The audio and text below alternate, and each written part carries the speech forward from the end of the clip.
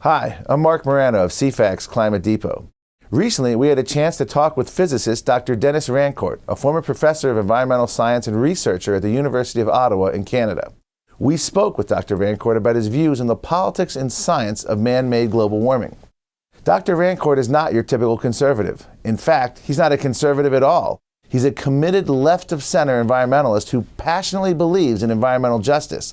But he now believes the modern green movement has been essentially hijacked by global warming. This idea that a global warming could actually negatively impact the environment on its own is very, very tenuous. I mean, I see no evidence of that. It is as much psychological and social a phenomenon as anything else. They look for comfortable lies that they can settle into and feel good about themselves and alleviate the guilt that they have from being on the privileged end of the planet. I've traveled a lot. I've spoken to activists around the world. The activists in the developing world, who need to directly defend their own neighborhoods. They understand that this global warming thing is an invention of the privileged world. If you tell a scientist, look, why are you making this stuff up? Can't you just stick to the data? Well, they get very, very upset. NGOs and environmental groups who agree to buy into the global warming thing actually benefit from it a lot, in the sense that the powerful interests who want to push things in that directions fund them.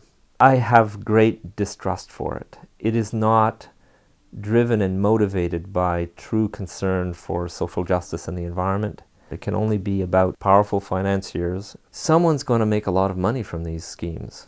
I think the modern environmental movement has hijacked itself. You have this army of university scientists, and they have to pretend like they're doing important research without ever criticizing powerful interests in a real way. So what do they look for?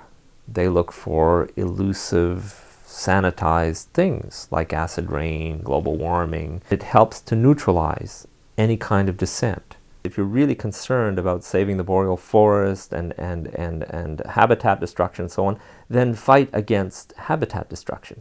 Don't go off into this tenuous thing about CO2 concentration in the atmosphere. Actually address the question. Otherwise, you're weakening your effect as an activist.